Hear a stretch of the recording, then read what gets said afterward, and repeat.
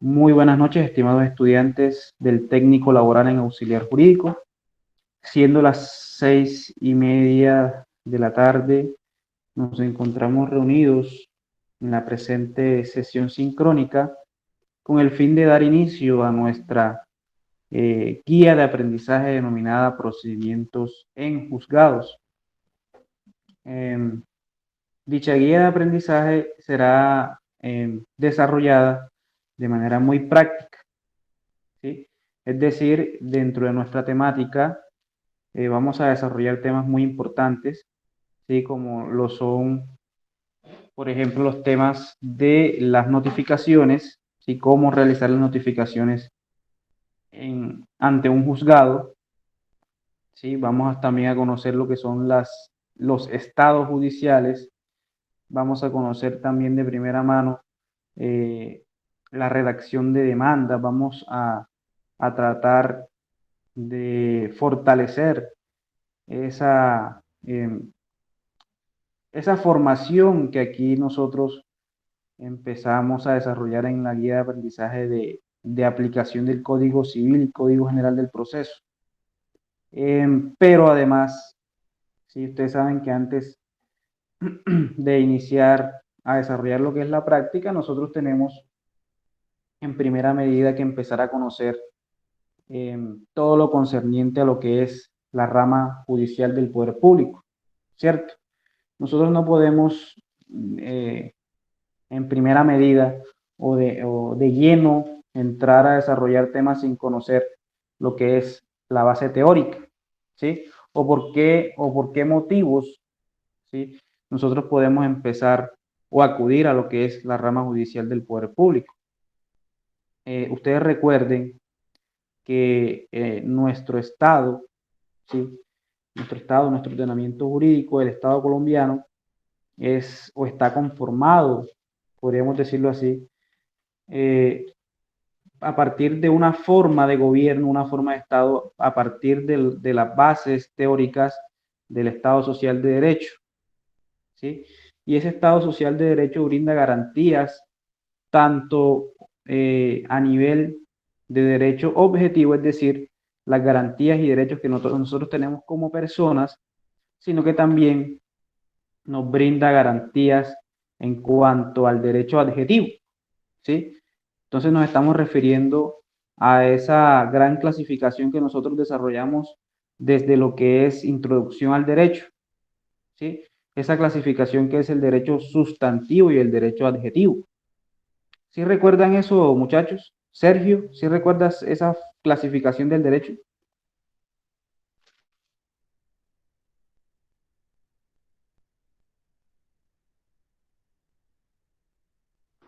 Sí, profe. Recuérdanos un poquito acerca de eso, Sergio.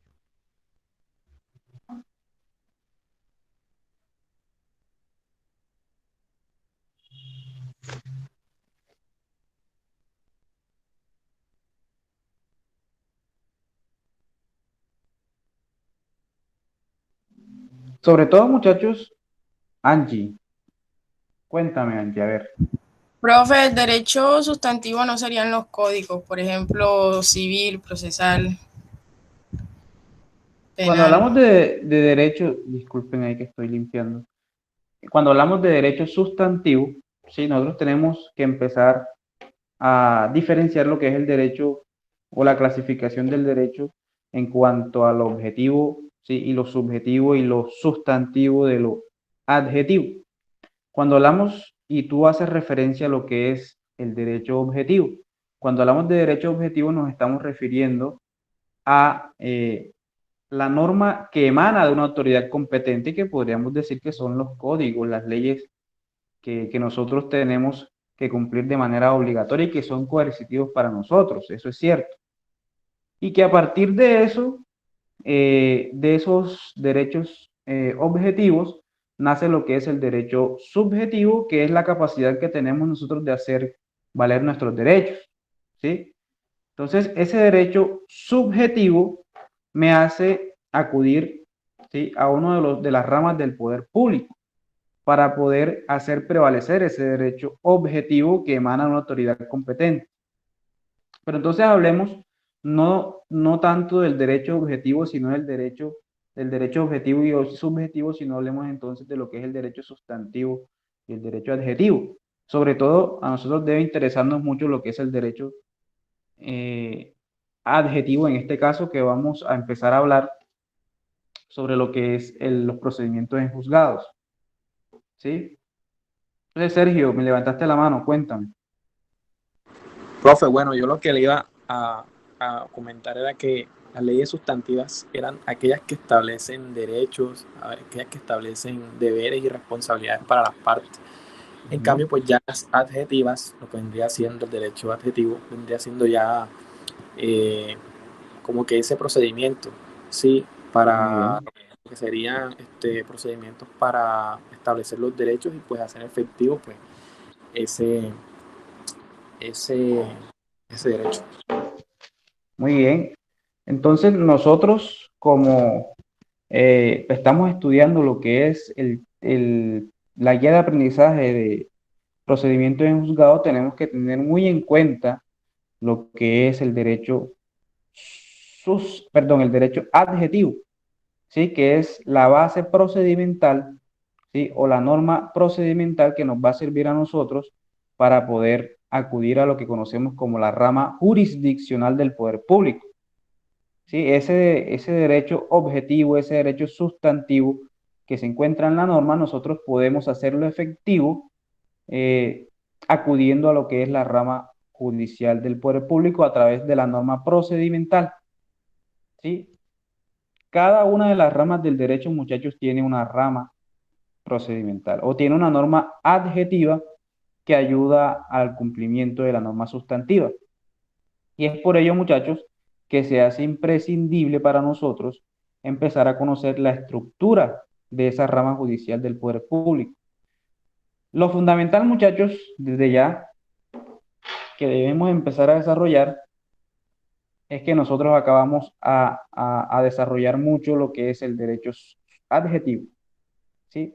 Es decir, la norma procedimental, es decir, las pautas que nos da la norma procedimental para poder llevar a cabo esos requerimientos ante las autoridades judiciales y poder hacer efectivo un derecho, ¿sí? Pues obviamente ese derecho, muchachos, puede ser propio o de un tercero cuando nosotros estemos representando como abogados o estemos nosotros en representación de alguien más.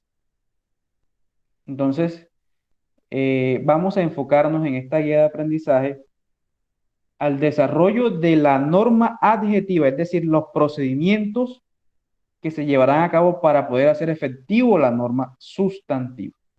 Eso ténganlo muy en cuenta. Entonces, eh, tenemos que estar muy pendientes porque en este caso hay muchas solemnidades que se deben cumplir, muchachos.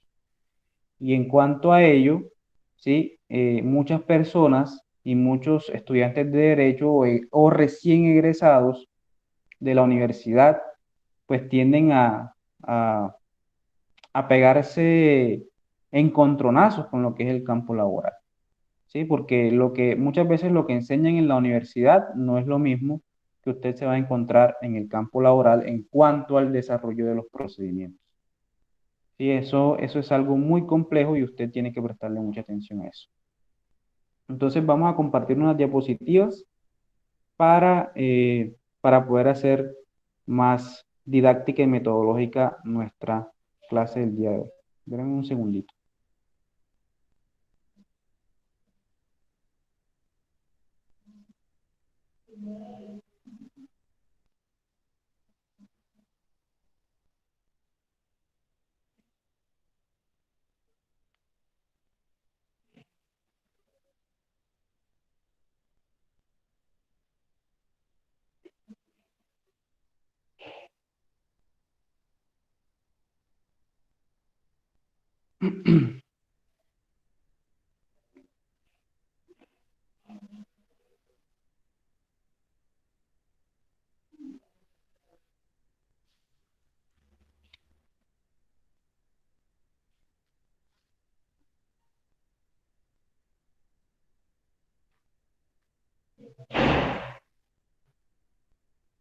Muchachos, ¿las están viendo? Sí, profe, sí se ve.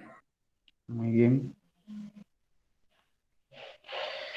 Bien, muchachos, entonces, em, para que vayamos enfocándonos en las normas procedimentales o las normas que van a regir nuestra guía de aprendizaje de procedimientos en juzgados, sí, además de conocer que nosotros tenemos que empezar a desarrollar las normas, sobre todo las normas del Código General del Proceso, ¿cierto? Que es nuestra norma procedimental por excelencia aquí en Colombia, eso ya ustedes lo saben, cuando desarrollaron lo que es la guía de aprendizaje de aplicación del Código Civil y Código General del Proceso, ustedes se dieron cuenta que aquí en Colombia la norma procedimental por excelencia es nuestro Código General del Proceso, que derogó en gran medida o en su totalidad lo que antes se conocía como el Código de Procedimiento Civil, ¿sí?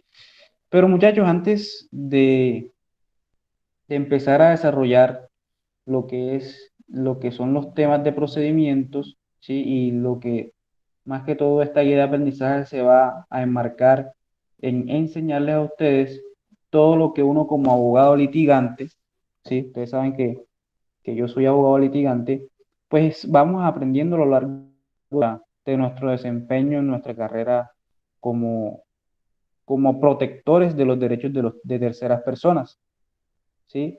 Creo que al momento de, de la defensa de los derechos de terceros, ¿sí? De nuestros clientes, nosotros vamos desarrollando diferentes tácticas y herramientas que pues en gran medida me gustaría compartir con ustedes.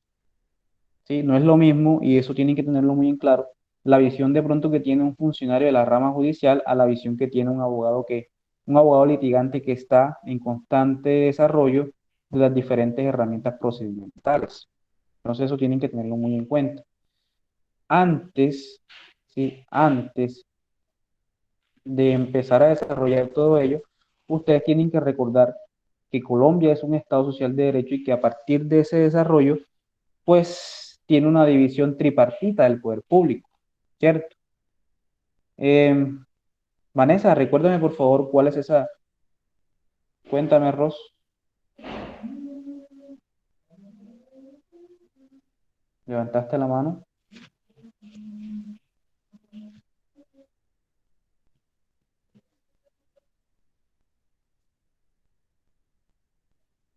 Muchachos, ¿me están escuchando? Sí, profe, se escucha. Ros, levantaste la mano, ¿vas a comentar algo? No, profe, disculpe. Ah, entonces, Vanessa, recuérdame cómo es eso de la división del poder público y de qué trata cada una de esa división, por favor.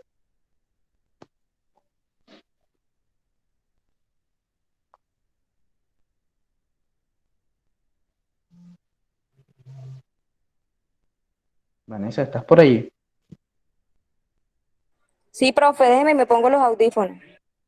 Ah, bueno.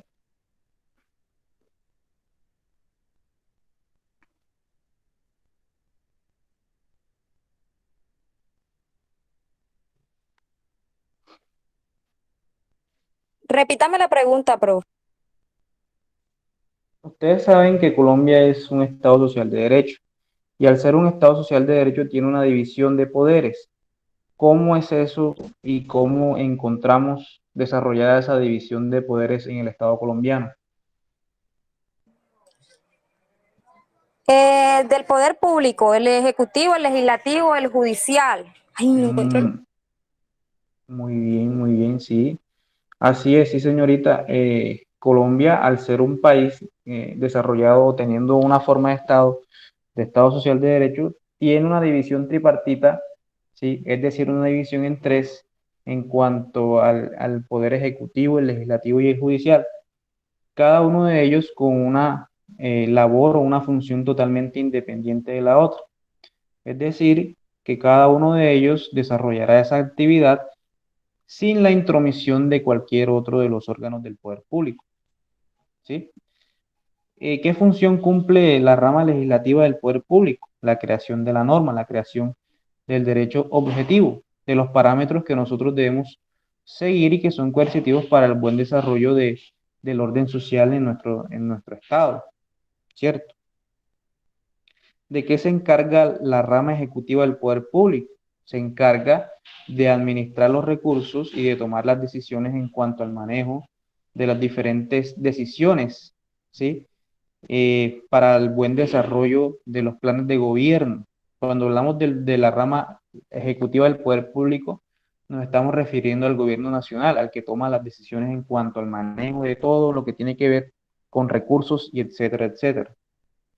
Pero nosotros acá nos vamos a enfocar en ese tercer órgano, en ese tercer rama del poder público, que es la querida rama judicial del poder público, ¿sí? Y como fundamento jurídico encontramos lo que es la Ley 270 de 1996, que desarrolla la ley estatutaria de la Administración de Justicia. Y además, esa ley estatutaria de Administración de Justicia nos da una estructura general de la misma administración judicial. ¿Sí? Eso, todo lo que tiene que ver con estructura, con funciones y principios concernientes a la rama judicial del poder público, que es lo que nos interesa cuando estamos hablando de procedimientos en juzgados, se desarrolla en la Ley 270 de 1996, muchachos. Ya muchos de ustedes deben saber esto, ¿cierto?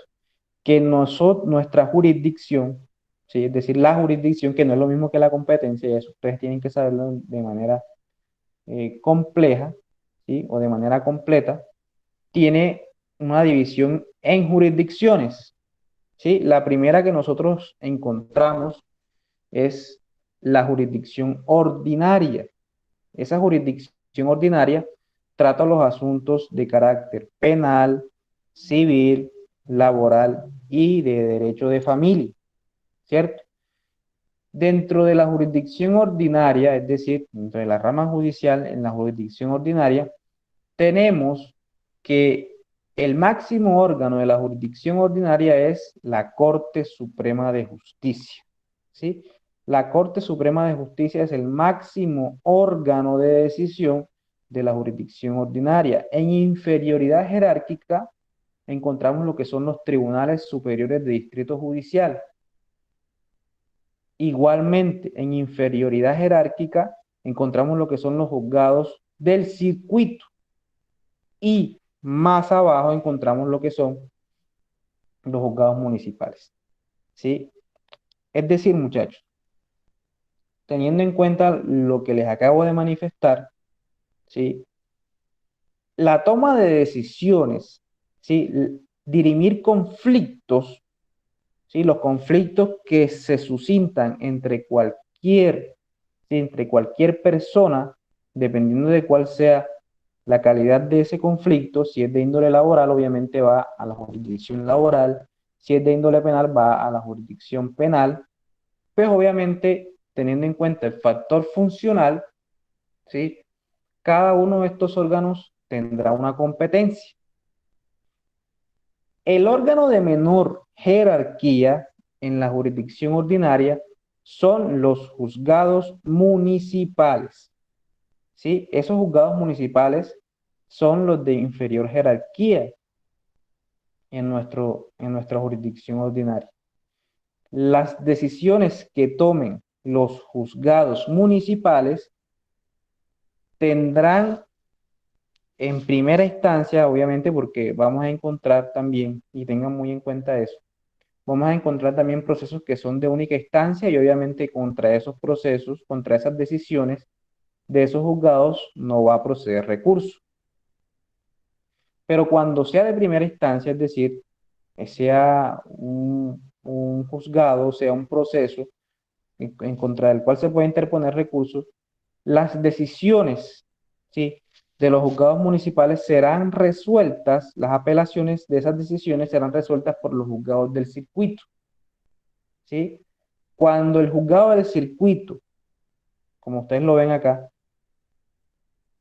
sea el de primera instancia, obviamente quien va a resolver la apelación, es decir, la impugnación de esa decisión, será el Tribunal Superior de Distrito Judicial.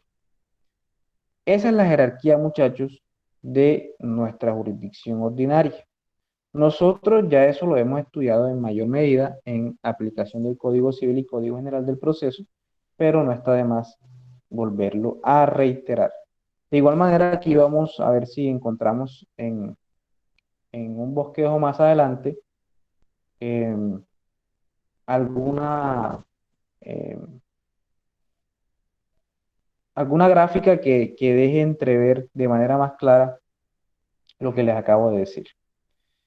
De igual manera, muchachos, dentro de la rama judicial del poder público, además de la jurisdicción ordinaria, encontramos lo que es la jurisdicción contenciosa administrativa.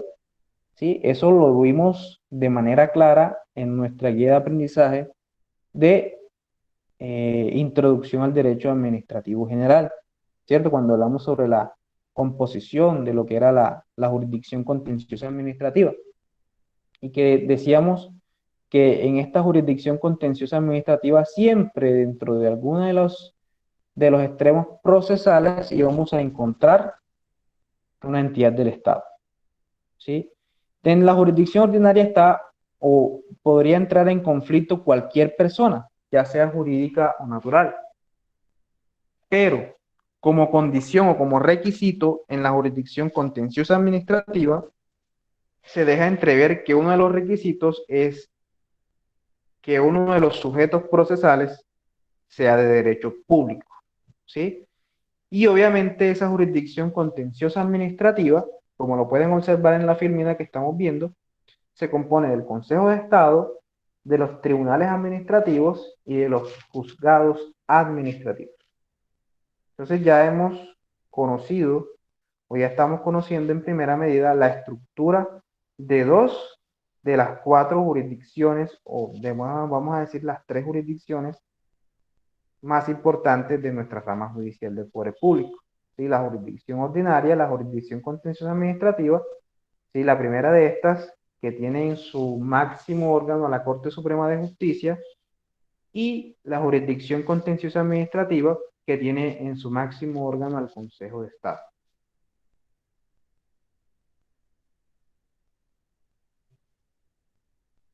¿Tienen alguna pregunta, muchachos? Hasta ahí. Creo que ya eso lo hemos desarrollado, pues estamos recordando un poco.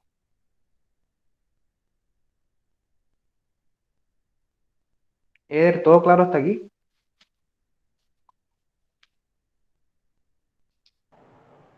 Sí, profe. Sí, profe, sí, acabé de llegar, pues no había visto toda la clase, acabé de llegar, apenas acabé de llegar de San Antero ahorita, entonces, sí, profe. Listo. Vale. ¿Qué tal está San Antero? Con calor. Bien. Mucho calor. Sí. Bueno, entonces tenemos claridad en eso, ¿cierto?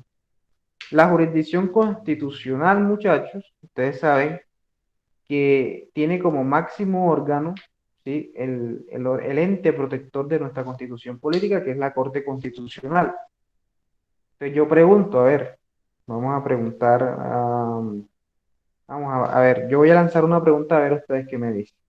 ¿Por qué creen ustedes que en la jurisdicción constitucional no encontramos una clasificación como la encontramos en la jurisdicción ordinaria o la jurisdicción contenciosa administrativa que desarrollaba los jueces del circuito, los municipales, los tribunales? Cuéntenme, ¿por qué creen ustedes que no pasa eso en la jurisdicción constitucional?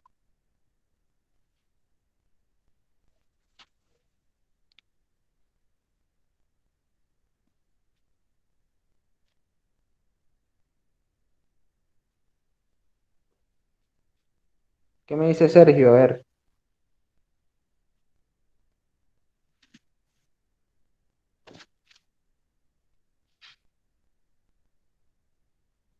O Angie.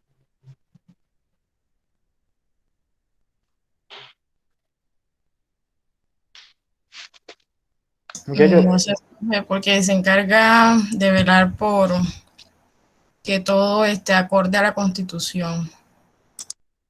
sí, eso es cierto, pero Profe, bueno, dime, no, dime. iba a comentar algo. Bueno, lo que pasa es que la jurisdicción la jurisdicción constitucional, ya ahí pues sería pues la que compone pues a la Corte. Entonces, la Corte Constitucional de Colombia, sabemos nosotros que es la encargada, esa entidad judicial encargada de velar por la integridad y por la democracia de la Constitución. De hecho, la Constitución en su artículo 4 enmarca, la Constitución es norma de normas, o sea, si es norma de normas, pues en esa jurisdicción constitucional, ¿qué otro ente puede entrar ahí si solamente ella? Bueno, yo refuto eso. Eso está muy bien, porque tú tienes razón, ¿sí? Vamos a ponerle un 60%, ¿sí? Y yo refuto eso porque recordemos, y eso lo dimos en la clase de constitucional, que todos los jueces de la República de Colombia tienen jurisdicción y competencia constitucional, porque todos los jueces conocen de tutela, ¿cierto? Entonces, como todos los jueces conocen de tutela, no es necesario entonces designar, porque sencillamente ya la competencia funcional está asignada por la misma competencia o por el decreto 2591 del 91, ¿cierto? Todos los jueces y tribunales tienen competencia constitucional. Pero eso sí, quien es la encargada de velar por la integridad de la Constitución en cuanto a revisiones de tutela, es decir, ya a lo final del procedimiento de tutela, cuando ya la Corte selecciona por interés una acción de tutela interesante, ¿cierto? O por acción de inconstitucionalidad. En ese caso, cuando una norma va en contra de la Constitución, ustedes saben que si esa norma va en contravía de la Constitución, será declarada inexequible. Pero eso no quiere decir que no hayan juzgados, ¿sí? Procedimientos de juzgados, que es lo que estamos viendo, que no conozcan de asuntos de índole o de carácter de la jurisdicción constitucional. Yo les recuerdo, todos los juzgados tienen que conocer de asuntos de tutela. Y recordemos que la tutela protege uno de las garantías más importantes que nos da la Constitución, que son los derechos fundamentales. ¿Listo? Eso hay que tenerlo muy en cuenta. Ese es el motivo por el cual, pues, solamente aquí tocamos lo que es la Corte Constitucional. Cuéntame, María Cristina.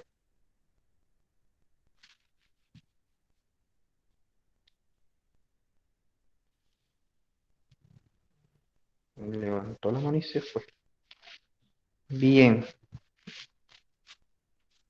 María Cristina, ¿te habías levantado la mano? No, profesor, fue sin querer. Ah, bueno. Y encontramos, pues, dentro de esta última jurisdicción, la jurisdicción de paz, ¿sí? Los jueces de paz, la Fiscalía General de la Nación y el Consejo Superior de la Judicatura, pues, son circunstancias anexas, pero que también son una jurisdicción independiente, ¿sí? El Consejo Superior de la Judicatura es una gran corte que investiga a las personas que nos encargamos de los asuntos judiciales y jurídicos, ¿sí? Es nuestro, por decirlo así, el Consejo Superior de la Judicatura es nuestro juez independiente. ¿Listo? Entonces eso hay que tenerlo muy en cuenta.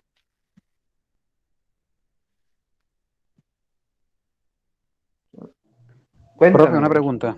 Sí. Profe, ¿y a qué rama pertenece la JEP?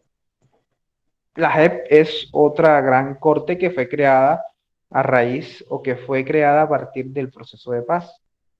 Pero eso es una jurisdicción especial para juzgar los sucesos que ocurrieron en el conflicto armado, ¿sí? Eso es o hace parte de una jurisdicción especial. Por eso no la metemos acá porque tiene su propia norma. ¿Listo? Pero en gran medida la JEP, la Jurisdicción Especial para la Paz, se hace con el fin de lograr verdad, reparación y no repetición. ¿Listo? Entonces, esta Jurisdicción Especial para la Paz solamente tendrá competencia para las personas que fueron actores o víctimas dentro del conflicto armado. ¿Listo? Entonces, muy bien por tu pregunta, Eder, pues no es menos importante la JEP, ¿cierto? Porque mira que es uno de las circunstancias importantes que tenemos actuales en nuestro ordenamiento jurídico. Muy bien, Eder. ¿Quién más tiene alguna otra pregunta?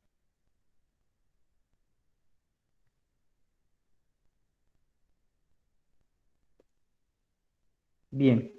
Entonces, si ustedes pueden darse cuenta, muchachos, pueden evidenciar acá eh, las circunscripciones por jerarquía en cuanto a regionalidad o nacionalidad. ¿Sí? Miren que a su parte izquierda superior vemos las instituciones que tienen competencia en todo el territorio nacional. ¿Sí? Dice la Corte Suprema de Justicia, ¿cierto? La Corte Constitucional, el Consejo de Estado y el Consejo Superior de la Judicatura tienen competencia, es decir, tienen injerencia, toman decisiones en aspectos de índole nacional. Sí, a la Corte Suprema de Justicia llegan los asuntos para resolver las casaciones. ¿Sí? Igualmente sucede lo mismo con las otras instituciones. En cuanto al distrito judicial, o vamos a asemejarlo a lo que son los departamentos, encontramos los tribunales superiores, los tribunales administrativos y los consejos seccionales de la judicatura. ¿Sí? Esos tribunales superiores tienen o están compuestos por magistrados. Una característica muy importante, muchachos, que ustedes tienen que tener muy en cuenta. Los nacionales y los de distrito judicial están compuestos por magistrados. Ustedes en esas corporaciones que son colegiadas van a encontrar que están compuestas por salas y esas salas están compuestas por magistrados. ¿Sí? Eso hay que tenerlo muy en cuenta. Ya el resto que ustedes ven acá, que son los juzgados, encontramos que son los juzgados del circuito, que tienen competencia en todo el circuito, podemos decir, vamos de inferior a mayor jerarquía en cuanto a lo de los juzgados, ¿cierto? Vamos a recapitular. Los de competencia nacional y de distrito judicial, que son los que ustedes ven de la parte media hacia arriba, son órganos colegiados. ¿Sí? Es decir, están compuestos por salas que a su vez se componen por magistrados. ¿Sí? Eso está claro. De la parte inferior para abajo, a partir de los jueces del circuito, son órganos unipersonales, solamente tienen un juez y ese juez es quien toma las decisiones. ¿Sí? No quiere decir que ese juez esté solito, tiene también sus funcionarios, ¿sí? El oficial mayor, tenemos al secretario, tenemos al escribiente, tenemos al citador, que pues también nosotros vamos a tocar eso cuando veamos lo que son los auxiliares de justicia, ¿sí? Y los funcionarios de la rama judicial. Eso también lo vamos a ver en la segunda lección. Los jueces del circuito y los jueces municipales y los jueces de pequeñas causas, cada uno tiene una competencia de acuerdo a su región, ¿cierto? Los jueces del circuito están compuestos por varios juzgados municipales, ¿sí? Es decir, los circuitos están compuestos por municipios, ¿sí? Las decisiones que tomen los juzgados municipales serán resueltos por los circuitos.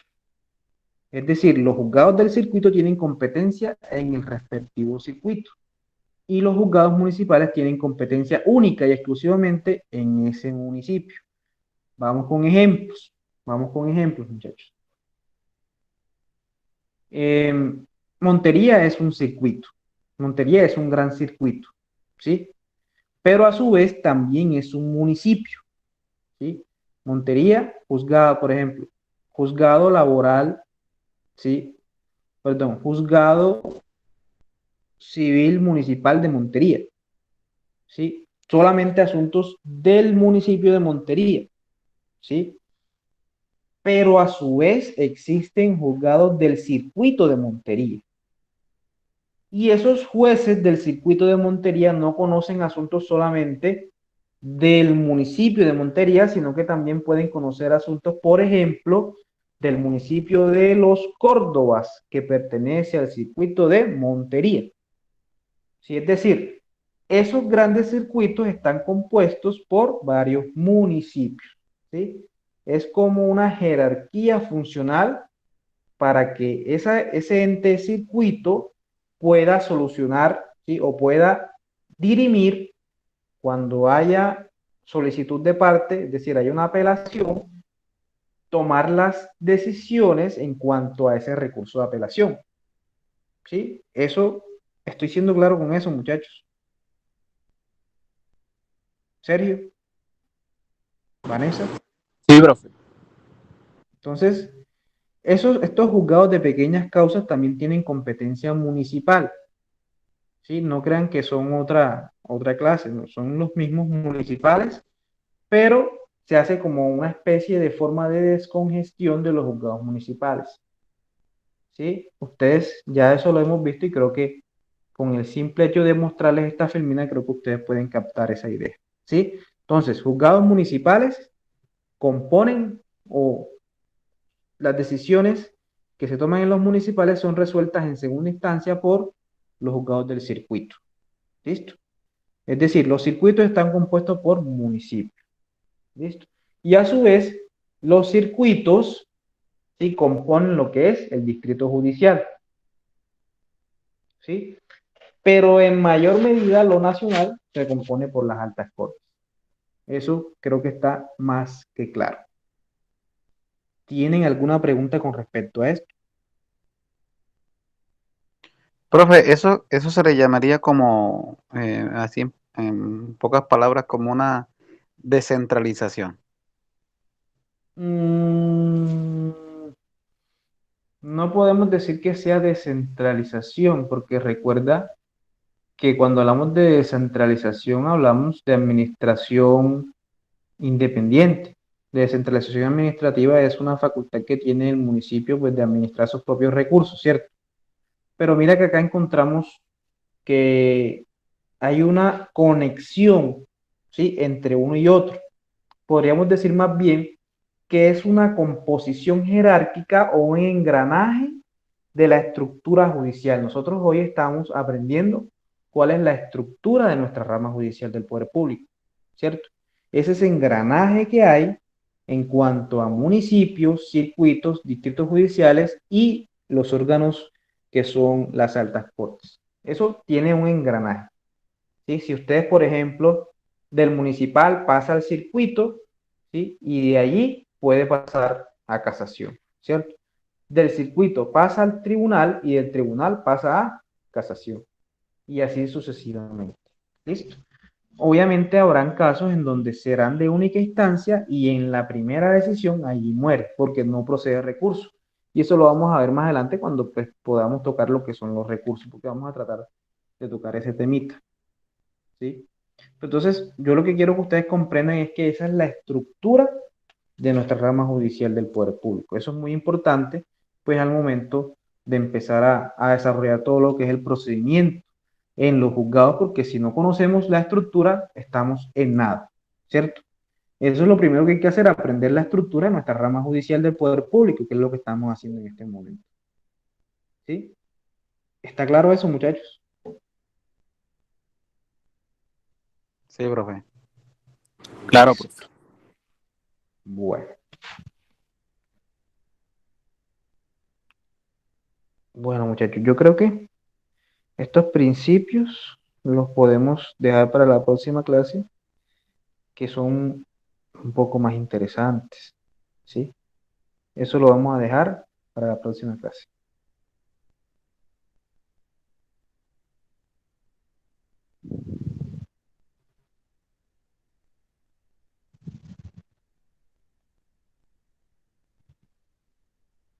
Bien, muchachos, entonces vamos a empezar a desarrollar, pues, cada uno de esas corporaciones, sobre todo lo que son las altas cortes, para que entiendan la importancia de cada una de ellas. La Corte Suprema de Justicia es, obviamente, el máximo tribunal de la jurisdicción ordinaria. se compone de 23 magistrados. Recuerden lo que les dije. Se componen en salas y a su vez esas salas se componen por magistrados. Esos magistrados son elegidos por la misma corporación para periodos individuales de 8 años. ¿Sí? De listas superiores a 5 candidatos que reúnen los requisitos constitucionales, ¿sí? Enviadas por la Sala Administrativa del Consejo Superior de la Judicatura. Muchachos, la Corte Suprema de Justicia y sus 23 magistrados no son elegidos ni por el Congreso, no son elegidos ni por el presidente de la República, ni por ternas enviadas por ellos. Son ternas enviadas por el Consejo Superior de la Judicatura. ¿Sí? Es muy diferente entonces, por ejemplo, a la elección del fiscal. Ustedes saben que el fiscal hay un candidato por el presidente, un candidato por la otra corporación, y etcétera, etcétera. Acá la Corte Suprema de Justicia son candidatos exclusivamente por parte del Consejo Superior de la Judicatura. ¿Sí?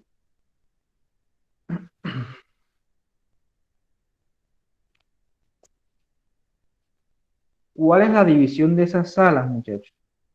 Encontramos que la Corte Suprema de Justicia se compone de 5 salas, ¿sí? La sala plena, integrada por todos los magistrados de la corporación, la sala de gobierno, ¿sí? Integrada por el presidente, por el vicepresidente, los presidentes de cada una de las salas especializadas, la sala de casación civil y agraria, ¿sí? Donde encontramos los asuntos que dirimen conflictos entre particulares, la sala de casación laboral, ¿sí? Integrada por 7 magistrados, al igual que la sala de casación civil, y la sala de casación penal integrada por 9 magistrados. Muchachos, ¿qué característica ven en cada una de esas salas en cuanto al número de magistrados? A ver. Que son impares, profe. Que son impares. Muy bien, Eder. ¿Cuál es la razón? Profe, la razón es en caso tal que cuando se vayan a elegir por votación, pues uno, no hayan empates. Muy bien, esa es la razón, Eder. Tú lo has dado en el clavo. Es impar por esa razón, para que cuando se tomen las decisiones en sala, pues obviamente no haya empate. ¿Sí? Esa es la razón por la cual siempre en las salas, ¿sí? En las salas de casación de la Corte Suprema de Justicia, los magistrados siempre tendrán un número impar. Muy bien, muy bien. A ver. Bien, muchachos. Además de la Corte, pues encontramos en la jurisdicción ordinaria a los tribunales superiores de distrito judicial. Una semejanza que tiene el Tribunal Superior de Distrito Judicial con la Corte Suprema de Justicia es que ambos son órganos colegiados, es decir, se componen por salas. ¿Sí? Los tribunales superiores son creados por la Sala Administrativa del Consejo Superior de la Judicatura. También, ojo, tribunales y corte son creados por el Consejo Superior de la Judicatura. Nada tienen que ver en su creación ni el Congreso, ni el presidente, ni ningún órgano de otra rama judicial del poder público. Perdón, de otra rama del poder público.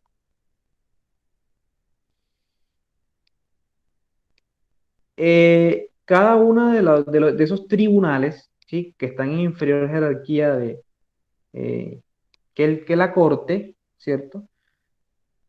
El número de magistrados será de acuerdo a la necesidad, ¿sí? Será de acuerdo a la necesidad. Obviamente ese número debe ser impar, porque recuerden que lo que acabamos de decir, que obviamente no puede haber un número par porque puede haber empate. Como va a ser de acuerdo a la necesidad, por lo general siempre es de acuerdo a la población que tenga ese distrito judicial, ¿cierto? En todo caso, obviamente no puede ser menos de 3, porque no puede ser 1 ni puede ser dos. Uno, porque no sería un órgano colegiado, porque se compone de varios magistrados, y tampoco puede ser par. Mínimo 3 magistrados, no será menor de 3 magistrados.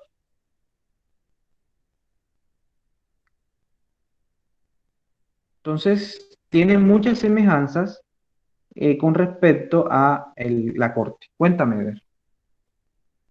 Profe, una pregunta así como, o sea que esos 23 magistrados, ellos no pertenecen a ningún partido político.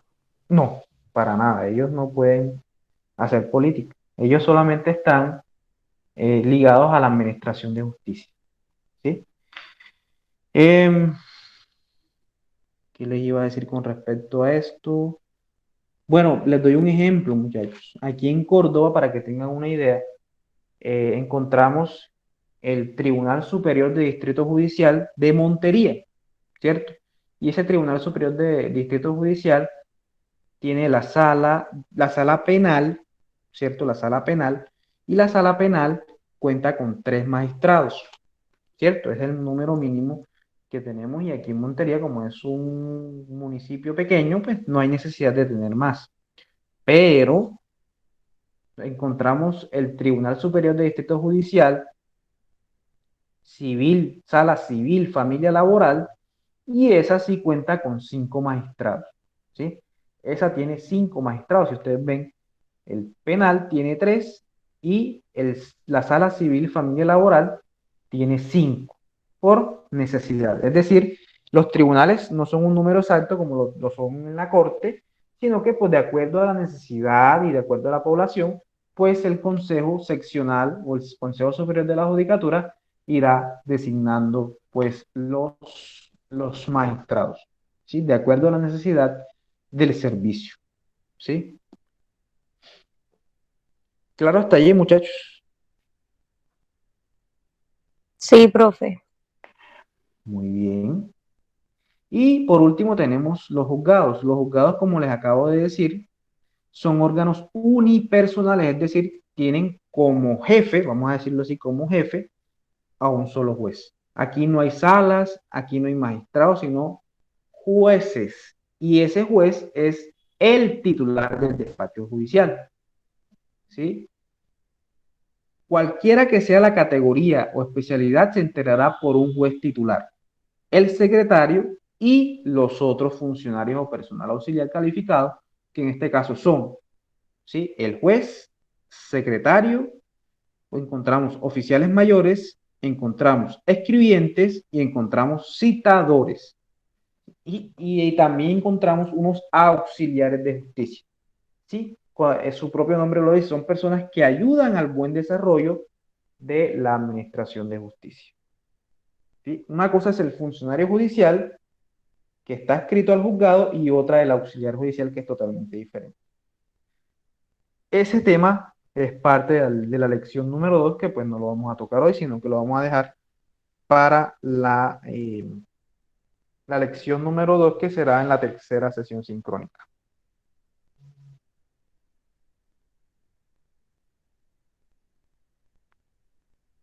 Bien.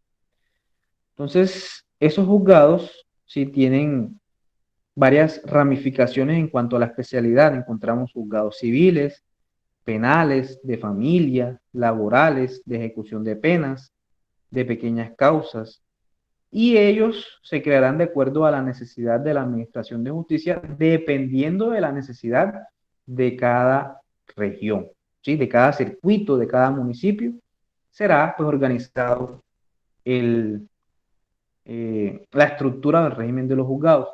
Por ejemplo, aquí en Montería, como la población está creciendo, se han ido creando más juzgados, ¿sí? Antes habían, si no mal no recuerdo, habían 4 juzgados penales y por causas de la vida, ¿sí? Ha existido un poco más de crimen y se ha extendido a seis juzgados penales municipales. ¿Sí? Es decir, de acuerdo a la necesidad de la población, pues el Consejo Superior de la Judicatura irá desarrollando o creando o quitando, podría ser el caso, algunos juzgados. ¿Sí? Miren lo que dice en el tercer párrafo, de conformidad con las necesidades de cada ciudad.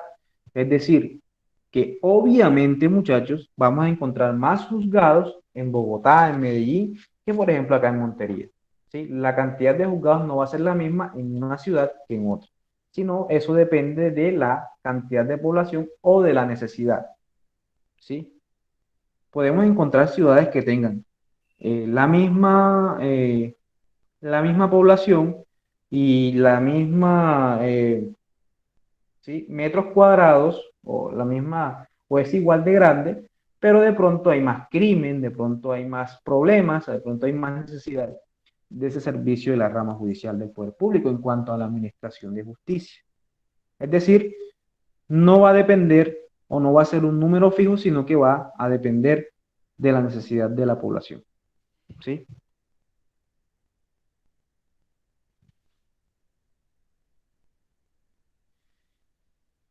Y encontramos que dentro de la jurisdicción contenciosa administrativa el máximo órgano es el Consejo de Estado. Pero bueno, no vamos a entrar ya a entablar mucho sobre esta jurisdicción de lo contencioso administrativo porque ya eso se tocó en introducción al derecho administrativo general y pues no se hace necesario en este caso porque nos vamos a desempeñar más que todo en lo que es el código general del proceso. Vamos a obviar ese tema de, de lo contencioso administrativo. Entonces, eh, la próxima clase, muchachos, vamos a empezar a tocar lo que son los principios de la administración de justicia. Para ello, entonces, yo les hice una infografía, si le hice una infografía eh, muy didáctica, en la cual ustedes podrán ingresar en la plataforma y podrán evidenciar cada uno de esos principios de la administración de justicia. Y esos principios de la administración de justicia serán desarrollados en la próxima sesión sincrónica, que será el día viernes en la noche. ¿Listo? Entonces, muchachos, pregunto, ¿tienen alguna pregunta? ¿O todo está claro? Hoy apenas estamos conociendo la estructura de nuestra rama judicial del poder público.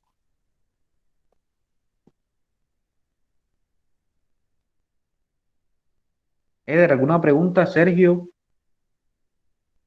Gabriela, No, Ros, profe. No, profe. Angie, Vanessa, María Cristina. No, profe, así está bien. Muy bien. Entonces, denme un segundito.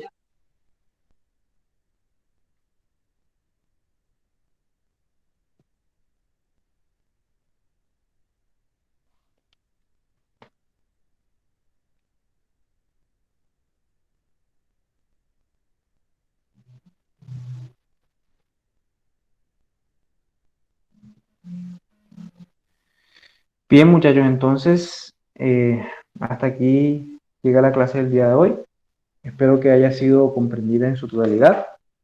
Vienen temas mucho más interesantes, así que vayamos enfocándonos en que vamos a empezar a desarrollar una buena práctica, ¿sí? Eh, por el grupo de WhatsApp les estaré dando algunas indicaciones para las siguientes sesiones sincrónicas para que vayamos consiguiendo de pronto una información o de pronto algunos documentos que vamos a necesitar.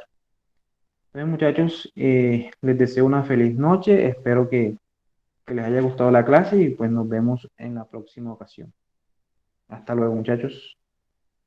Hasta luego, pues. Hasta luego, Luego, profe. profe. Gracias. Hasta luego. Gracias a ustedes, muchachos. Muchas gracias, profesora. Buenas noches. Gracias a ti, Gabriela.